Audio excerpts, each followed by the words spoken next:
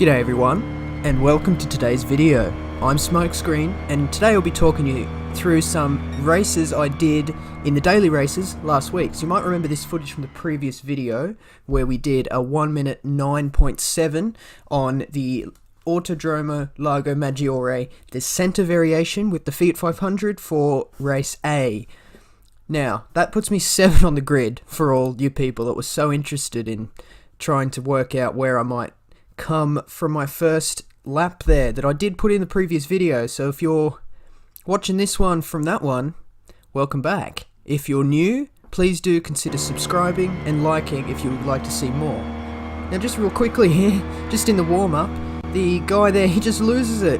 I thought that was quite funny. That was hopefully not a sign of what's to come. Anyway, so here we are, here's the start of the race now. Not too many people here, so this race is not very popular. It's come up a few times before in the past and it was never very popular, but I suppose 9 people is quite respectable. So the car that we're using, the Fiat 500, the Abarth, no, not the Abarth, sorry, that's the high performance, and this is not high performance in case you didn't realise from that epic launch there. But no, this is the original Fiat 500 from 1968. It boasts a whopping, are you ready? I think you should take a seat for this. Sitting down? Well, I hope so, because you're about to hear the largest number known to man. 16 horsepower, that's right, it's a monster, and look at it shooting through the pack as it just gets a bit messy there through the first corner. So I didn't have my radar on at this point because I was unsure whether TCS was needed for the launch, so I still had that down in the bottom right. But there we go, we switched to the radar now, so we can see what's going on with the cars behind us. So we're just coming up behind the guy in 5th there, Acer S, I don't know, a Japanese player. So he's got number 6 on his car, so he's right where he's predicted to be at the moment. So I'm just coming up to the final corner now as the guy in 4th goes quite wide. I'm just trying to follow the slipstream of these guys ahead of me here, being swarmed by 2 people behind me. But let's see what happens at the final corner. A triple overtake, a quadruple overtake. Look at that, and I get a good run off the final turn. However, the guy behind me, the Yaki Marukan, just call him Yak, I suppose, has got a similar run to me and is heading down where, in fact, drag racing down to the first corner. I've gone right to the left-hand side to avoid slipstream of this guy, but I just moved back over to the racing line because I don't want to compromise my overall line through these 2 corners here, turns 1 and 2. So we're just starting lap 2 now, heading through turn 2, just scanning ahead now. You can see the 3 guys ahead, they've actually managed to stay together. What's typical of these races is that the guy in first place pulls ahead. So we just skip ahead to the end of the lap, nothing too interesting happened there. But here we are, coming down towards the line, about to start lap 3, and the Yak guy behind me decides to follow the slipstream this time. But I try to cut back over and nearly lose it, and I end up losing time overall. So I just decide to go into the centre of the track and move back to the racing line as we brake towards turn 1. So he gets a similar run, he has a slightly different line, he cuts it more, but I cut this one more, which, as you can see here, gets a better run onto the straight. So it's pretty much flat out from here to turn 7 as we fast forward through here now. So we're just almost 6 seconds behind the leader. We're not going to catch him, but I mean, it's a good aim to try and always catch the leader. I always try and come first, so we just turned the wheel too much there, going through turn 7. But here we go, down the main straight again. So 3rd has actually dropped off the pack ahead. I'm not too sure what happened. I think he went wide before in turn 7 just earlier. So he's dropped off his pack there. So at this point I'm thinking we got 3 laps to go, 4, 5 and 6, and I just want to nab 3rd as he seems to be struggling a bit. Goes a bit wide through turn 1 as we cut back towards turn 2. We do get a better run from him, but just slight bit of oversteer. I mean, 16 horsepower, you might be wondering, how the hell does he get oversteer? Just, if you turn too much and whack down the accelerator, it does slide a bit. So we're only on the sports medium tyres. Of course, daily race A, no tyre wear, no fuel use, it's just a short sprint to the end. But as typical with race A, it's more of a novelty type race, like this kind of thing.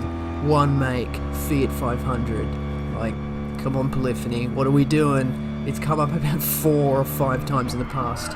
So we just brake towards turn 7, I'll go a little bit deep, and Yak, he just slams it up the inside. It was a very, very strong move, but I'm not too concerned about clean racing here, just because, you know, race A, it's, like I said before, a very novelty type race. We just scan, there, we got alongside, just switching to chase cam, see Alex more clearly as he comes back into the view for cockpit cam. As we break down towards turn 1, he brakes a tad early, and I just sweep underneath him. He just slots in behind, so that was a pretty good move. But I can tell you that wasn't a good move, as I just help him round. I suppose I'm just getting him back for the previous event at turn 7, but we're on lap 5 now, so second to last lap. We're just heading down the main straight now, so the guy in third, he's managed to keep a gap ahead of me. I was fighting with the guy just there before in those few corners, and I think he's taken advantage of that and managed to get ahead 1.6 seconds. But we've now got Alex right on our tail, so I've moved slightly defensive, as I do want the inside line for the turn 7 there, but he comes up the outside, sorry, as he just brakes a bit too early, and I just sweep underneath him, meet the apex, probably just hit the brakes a little bit too much, but not to worry, we're alright, just running onto the grass a bit, but now he's on my right-hand side now, so it's a similar event to a lap ago, or 2 laps ago, sorry. So he's on my right hand side now. We've got Damon Hill right on our tails now, so we're the meat in a Fiat sandwich at the moment, but we just slot in behind to get a liquor slipstream. As I just moved to the inside to try and meet the apex there, I did not see Damon come through my inside, so he's gone for the double overtake, and I've slotted back into 5th place. So I've now got 2 cars swarming behind me now as we just come down the main straight, or the back straight, sorry, for the final lap, lap 6. So we've got 2 cars right behind me now. At this point I just switched to chase cam, just have a quick look of where they are in relation to my cars. It's a bit difficult to see in cockpit view here. So Alex just puts it up the inside on the little right-hander. Probably not a good place, but I suppose he made it stick, which is pretty good. As we head towards the final turn now, am I going to go around his outside? I am. Meet the apex. They're fighting behind. He's shoving each other out of the way, and they get lost down in the pack, so I managed to consolidate 5th place. So just moving to chase cam now for a better look of what goes on behind, as we now cross the line to complete lap 6. Now that was a, I'm not going to lie, that was a good race. I was pretty happy. Well, yeah, I was pretty happy with that. I started 7th, I believe, if I remember correctly. So we had number 9 on our car as well, so finishing above that means DR will go up. But what's that? Clean race? Are you seriously gonna tell me that it's a clean race? The mysteries of the universe, how that was a clean race, I have no idea. But we just finished that one there, so I was pretty happy with that. Just put a message there. Thanks for the clean race. Just trolling them a bit. As we now move on to the next one. So here we are. So this is the start of what the title of today's video refers to. So this is me buying the McLaren F1 for the very first time. Now, this is a brand new car. It was added in a recent update this week. Or last week now, last Wednesday I believe. Taken a while to get this video to you. But here we are. Just have a listen to it, it sounds great.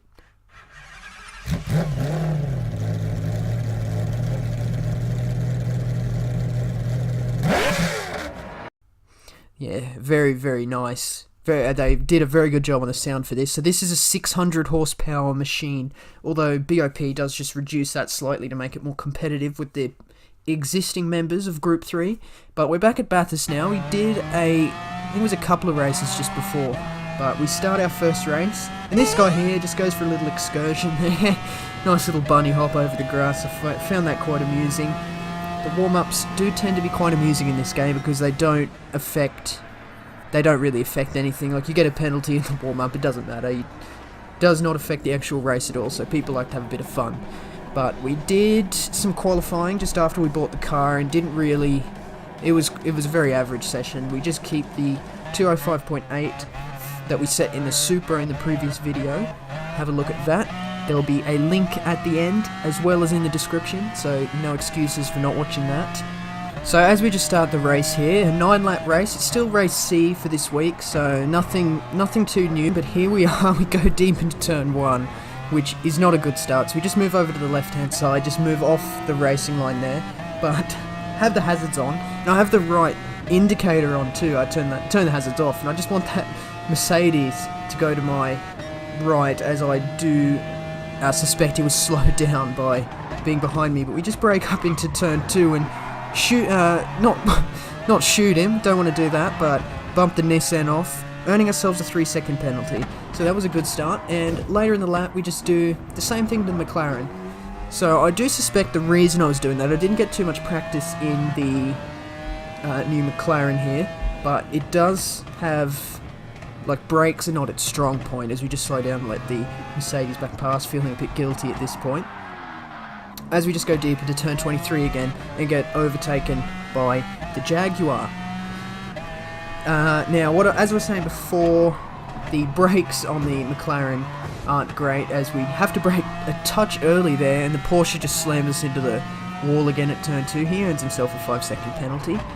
So we just come down towards the S's now. The Porsche bins it into the wall, so we overtake him again. Now, I was slightly distracted by that, and I didn't get the best run through there, but that's alright. We overtook the Porsche. It's coming down towards the chase now. I do turn in a bit early, but we're trying to feel safe as the Jaguar just goes across the grass there. So I want to go around him just before turn 23, but I'm not quite going to get the momentum there. But I thought we'd hang it around the outside here. Just staying, but I do run a bit wide around the outside there, and I just spin it around on the grass. Really not a good corner there. So this race so far has not been very good at all. Now, I just thought I saw a car there as I turned to my right. Now, there he is. There's the Porsche again. So he's been trolling me for this whole race. So we did fast forward that lap there, or skip that lap, rather. Nothing too interesting. I got ahead of him in turn 1, and then that was it. As we just run wide onto the grass again, that Porsche, he's coming back up behind, but I still got a bit of a gap to him, so let's hope he doesn't catch up again. As we go, just miss the apex of turn 1 and oversteer on the exit again. So that Porsche is going to be right on our tails now as he catching up in the slipstream.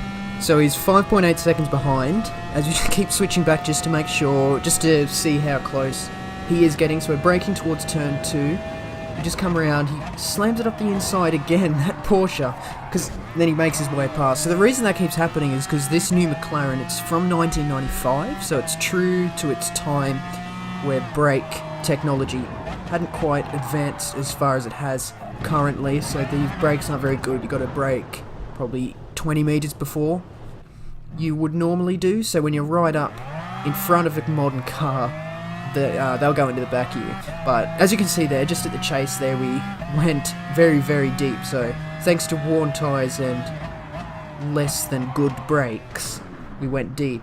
Then we do that exact same thing again, and we rage quit because I was not wasting all that time going backwards around into the pit lane. So I just rage quitted that race. Now that it's absolutely going to tank the ratings, but I could not be bothered because I didn't know how to drive it. So you can see here we decided to move on to some qualifying, as we had 13, now I have 12 minutes 12 showing now until the next race. So I just wanted to put in some good laps just to get to terms with the car, really, because I'm really struggling with it, as you can see here, as we spin there and there and trying to get going and nearly go around for a third time. But I managed to save it then, so we just knock out our brake marker in the meantime. We flash ahead towards the S's now. I've moved into chase cam, as I used to use chase cam all the time for this game, but I did decide that some camera angles are better, as we just mess up the S's completely there, follow the ghost into the wall, get a 1.8 second penalty, nearly go into the wall again, braking down towards Forest Elbow, go deep again, and we rage quit again without even coming close to the current best lap we have. So that's it. I was done with that McLaren for now. I just went back to the Supra and you'll see here I immediately beat the lap we had in the previous video. Albeit only a few tenths, but the point being I wasn't in a good frame of mind, switched immediately to the Supra and beat the time. So that just tells me maybe the Supra is better suited to this track, maybe I know how to drive the Supra better. I would say it's probably that, but yeah, beat the time there. So in fact, if we kept the 205.8, we would have been 6th in this lobby here. So it's only one position, but it could be the difference between 1st and 2nd or 2nd and 3rd, you know what I mean? So here we are, Mount Panorama again. So this will be the last race that I show you today. So we got the two McLarens right in front of me, flashing me, reminding me of what could have been. But no, instead I'm just getting bad flashbacks to my awful driving here. So we don't rev the car here, just to save fuel, immediately putting it to lean setting 6, so auto drive uses as the least amount of fuel as possible. So we just set off now, but what happens to the Beetle? He stalls. He seems to stall. I'm not sure what's happening now. So you can see the top 3 now pulled right away, thanks to the Beetle having a bit of a moment. Glitch with auto drive, I don't know. So we managed to start on the corner, which isn't good. So now the Beetle has a massive gap up ahead now, which isn't really what we wanted at the moment.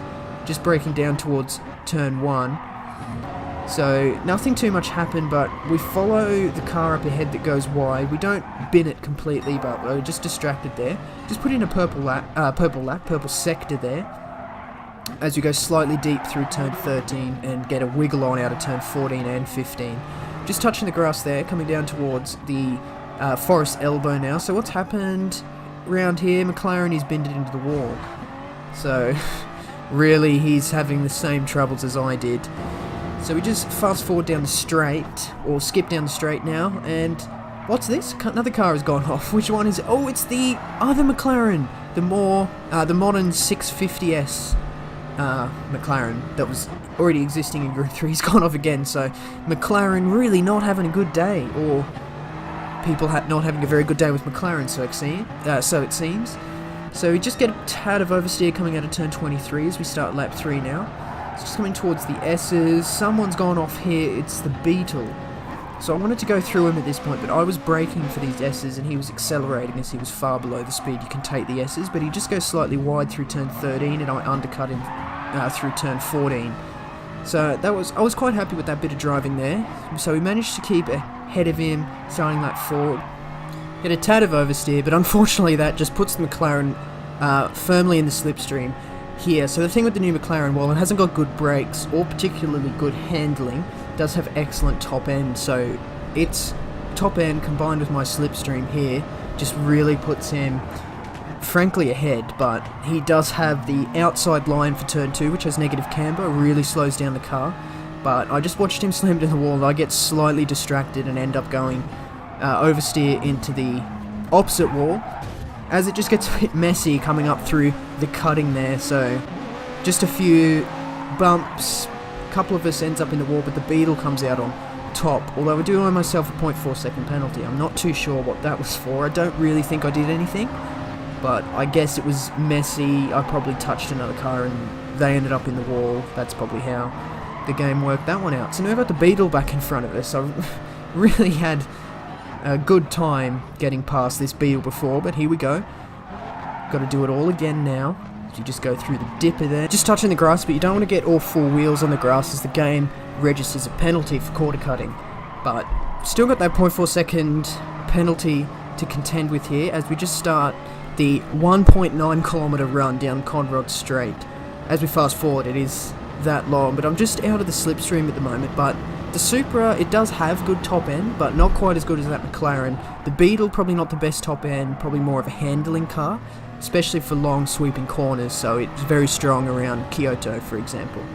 But we just saw briefly behind there that the McLaren went off, and he was just re-entering between me and the car who was just behind me. So this is the in-lap now. Whew, I can't speak.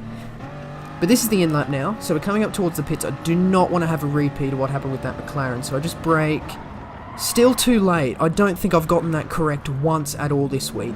So we just spin it around on the grass, trying to accelerate into the pits, and I thought here, I'll just back it in, but I was kind of panicking, and ended up pinned against the wall. So I get reset, but thankfully not as far ahead as I did in that McLaren, so I was able to just cut across the grass straight into the pits. Of course, losing a lot of time, but I'm still in. I didn't want to quit this one, I wanted to finish. So there we are, we just finished the pit stop there, and we come out behind the Subaru here, the WRX, with another McLaren behind. So I just wanted to bring it home at this point. I didn't want to lose any more positions, and I probably wanted to make one up here. I didn't want to get past the Subaru actually, as we just punt him going in towards turn 2 again. He does end up grazing the wall, and I earn myself a penalty there, as I just get a bit of a wriggle on, as I was really distracted by the penalty, and then the McLaren shot through, and then I was getting oversteer and panicking, trying to keep the momentum going, and that's my problem. I do get quite flustered, and I do start to panic a bit when things start to go wrong, but once I get into a rhythm, it's good. The last few laps of a race in the previous video, using this exact same combination, the one that I fast forwarded very abruptly through, once again apologies for that one, I was in a bit of a rhythm there and quite happy with the end of that race. But here we go, we lost another position in McLaren, and he's actually got ahead of the Subaru as well, so I'm really not hung up on trying to catch that McLaren. But this Subaru, however, I do want to catch, as we just come down towards Forest Elbow now, turn 18, and the small kink just coming up, turn 19. So heading down the straight now, you can see the gap between me and the Subaru is 9/10 at the moment, and it is coming down slowly. So I think the Supra has the superior acceleration, so that acceleration advantage just catches up the bit of time between me and slipstream range of the Subaru. But in the braking zone here, you can see we catch right up. We're now 4/10 behind. So at this point I was thinking, if I can just get in front of the Subaru, get in front to get a podium position, I'll be quite happy considering the mistakes I made. So we just go up the inside here, and it just was stupid. I mean, it's not really a place you go up the inside, just because the corner it's 90 degrees, so when you come in on the racing line, you bump 2 wheels over the apex. That's just your natural racing line, and I decided to disrupt that guy's run through there, so that was quite stupid on my behalf, and he did end up with a penalty as the game registered him pushing me over onto the grass. But we just skipped the last few laps now because nothing too much happened. As you can see, the Subaru is still in front of us, so we just come up towards the line thinking I'll get 5th place. So does he slow down? He doesn't serve his penalty, and I do, and as a result, look at that, I come home in 4th. So there we go. So he didn't serve his penalty, earning himself +3 to his final time. He must have been... The thing with the penalties, actually, if you have, say, 2.2 and you cross the line, it rounds it up to the nearest second. Always rounds up. So if he had 2.2 and, say, he was 2.8 seconds in front of me, he thought I would have been fine, but it rounded up to 3. I ended up overhauling him. So overall, I only raised the 1 position. So it was really quite an average race. I made quite a bit of mistakes, so I wasn't really in the zone when I did these races, feeling a bit tired. So I deemed it necessary now to apologise to everyone left in the lobby for my horribly average, in fact below average driving, my absolutely shocking performance. So at this point here, look at that, I now unlock Bathurst. Though naturally you do unlock it at level 14, but I just thought that was quite ironic. It's now telling me I can do it in time trial.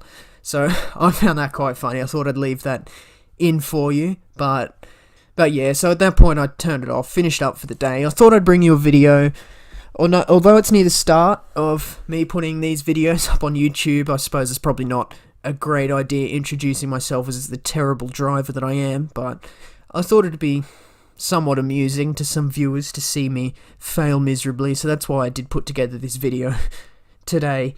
But that's it for now. So, thank you for looking at my very, very bad driving. I do aim to bring you some better driving for the next video. But yeah, that's it. If you did like it, which I'm not too sure why, it wasn't great, but if you did like the production of the video, I did add a few visual elements in there this time. The last video, I do admit, was quite plain. So I did add some better parts in it this time. So if you did like that, hit the like button. If you want to see more, hit the subscribe button. if you want to be notified for every video that I upload so you don't miss anything, click the bell. Once again, as I said in the last video, do put any problems in production that I didn't notice. Do leave a comment in the comment section. You can also send me a direct message on the Instagram page. Follow that at r4m_smokescreen. That's also linked in the description and on the banner of my channel page. So that's it. Thanks for listening to me waffle on about some bad races, and I do hope to see you again in the next video. See you later.